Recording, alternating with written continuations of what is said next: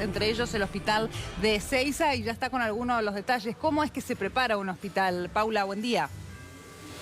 ¿Cómo te va, Agostina? Claudio, muy buenos días. Exactamente, trabajando en uno de estos centros especializados para detectar algunos de los casos que pudieran llegar a ser sospechosos y preparado, ¿no?, para poder albergar a pacientes que pudieran tener este tipo de virus. Nosotros estamos trabajando en es el Hospital Zonal de Agudos Alberto Ornequian de Ezeiza, y ya está con nosotros su director. Estamos hablando del doctor Juan Ciruzzi, quien nos va a acompañar a recorrer estas salas. Miren ustedes cómo están acondicionadas. Este es un sector aislado del hospital. El cartel nos indica zona de aislamiento coronavirus, y podemos ya ingresar, si les parece. Así luego podemos conversar aquí con el doctor. Estamos ingresando en una de estas salas, Claudio, Agostina, que miren ustedes cómo están preparadas, y ya le vamos a preguntar al doctor, una vez que una persona con sospecha de tener el coronavirus ingresa a este hospital, ¿cuál es el protocolo que se ha dispuesto y que tienen ustedes en marcha? Sí, la primera medida y fundamental ante una sospecha de un paciente que pueda padecer la enfermedad es el aislamiento. Por eso lo que se ha dispuesto son las medidas preventivas. Se estuvo trabajando puntualmente para coordinar con el aeropuerto, Sanidad de Fronteras, el Ministerio de Salud de la Nación y el Ministerio de la Provincia de Buenos Aires y la Dirección de Emergencia de la Provincia de Buenos Aires, el protocolo para actuar en estos casos. Lo principal es el aislamiento del paciente. Para eso se toma no solo del paciente, sino también del personal que va a asistir al paciente y el personal de asistencia de la limpieza y lo demás. Todo paciente que ingresa a esta área de aislamiento, que está ubicada cercano a la terapia intensiva, en el primer piso del hospital, tiene una antesala donde está el equipamiento adecuado, sobre todo para evitar el tema de la contaminación. Lo más probable, la contaminación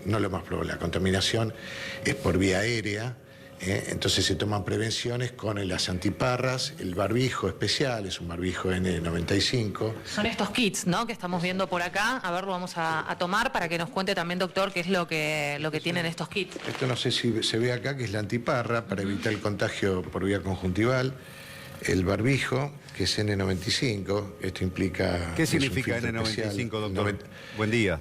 ¿Qué tal? Buen día. 95 se refiere al porcentaje de filtro de las partículas que están, o sea, hay otros por encima de 3 micrones. Y aparte, este barbijo, la característica es que se adapta bien a la nariz y a la boca, ¿no?, que son los orificios que hay que cubrir. En cambio, está el barbijo quirúrgico, que no se adapta bien a la cara, entonces y no tiene el mismo filtro de este caso. Y después el camisolín, ¿no?, y los guantes de látex. Son esas las medidas para todo el personal que ingresa a esta área, incluso el personal de guardia, porque también está activado el personal de guardia, que es el que recibe y hace el triage, es decir, la clasificación del paciente, claro. Donde se evalúa el paciente, y ahí se inicia. Si el paciente vino espontáneamente, al ingresar por el triage, que es la puerta de entrada, digamos, a la guardia, es donde ahí se empieza a verificar si hay alguna posibilidad que sea un cuadro de sospecha. Y si no, viene directamente derivado del aeropuerto, ¿no? Claro. ¿Cuentan con los trajes, de las imágenes que llegan de China, y en aquellos países donde se han registrado casos se ven esos trajes blancos que utilizan los médicos para atender a los pacientes? Sí, no necesariamente hay que tener las escafandras y ese tipo de insumos, ¿no?, de equipos, pero con esto es suficiente. El tema es cubrir fundamentalmente los ojos y los orificios, tanto nasal como el orificio bucal, por el hecho de que esto se contagia por vía aérea. Y los guantes, porque también hay una vía de contagio de contacto y por vía aérea, ¿no? Doctor, con absoluto desconocimiento le hago esta pregunta. ¿El virus se puede contagiar o puede ingresar a través del oído? No. torrente sanguínea, así que como es el caso de las mucosas, ¿no? Que es la conjuntiva o la mucosa nasal y bucal. Así que bueno, y esta es la sala que está equipada también. ¿Tienen para alojar allí de cuántos pacientes, doctor? En este momento tenemos 2 habitaciones que son individuales, porque la idea es que el paciente esté aislado y, llegado el caso, tiene que estar a por lo menos más de 1 metro de distancia uno de otro paciente. Están equipados, les decía, las habitaciones con aparatología, que es respiración mecánica asistida, llegado el caso, porque esto es una enfermedad que compromete fundamentalmente las vías respiratorias.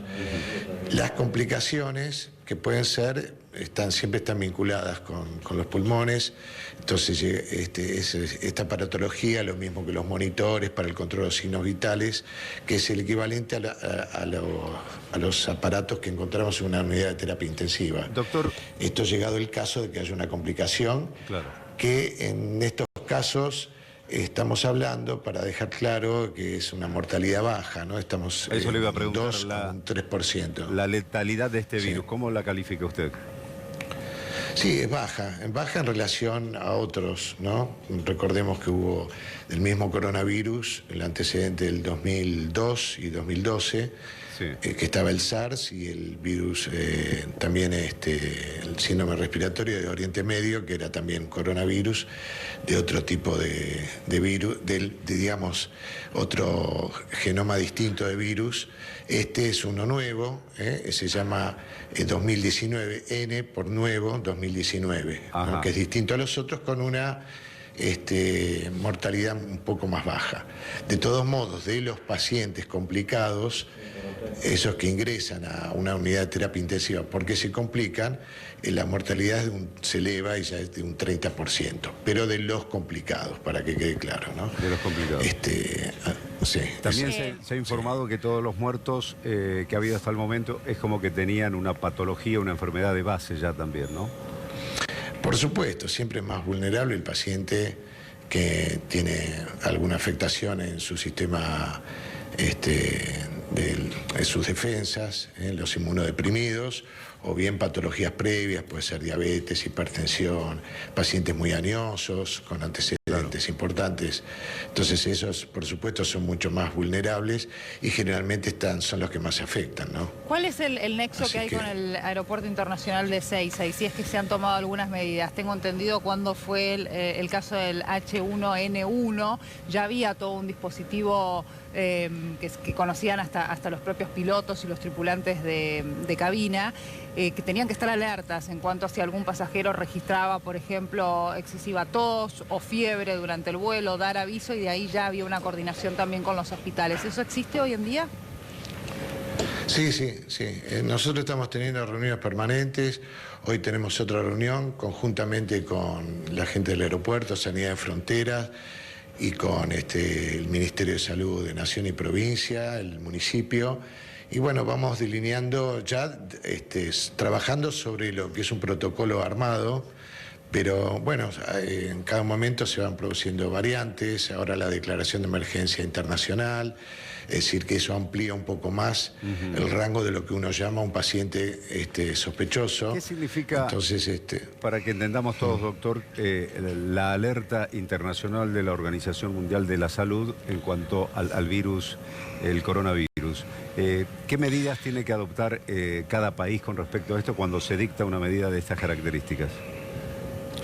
Sí, se declara la emergencia internacional primero por lo inusual del caso, ¿no?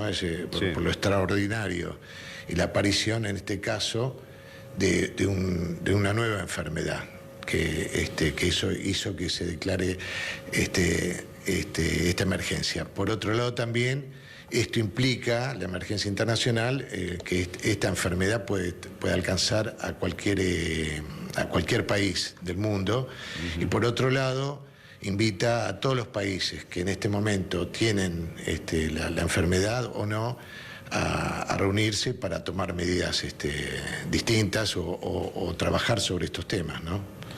Bien, vemos reflejados, hay 18 países creo en el mundo que están afectados o con casos concretos de coronavirus. El hecho de que en Perú creo que están estudiando todavía, ¿no? Si son casos de coronavirus o no.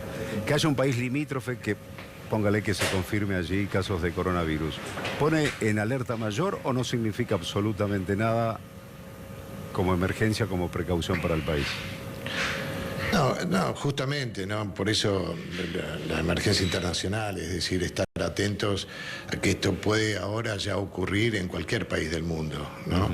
Es decir, este es el alcance que da esta designación. Entonces, bueno, se toman las medidas, son las mismas. Lo que sí que, bueno, uno empieza la preocupación y empieza a considerar cuál es digamos, el vínculo que uno puede tener, si es un país limítrofe, un país más alejado, que no es fronterizo, las medidas cambian en función de eso.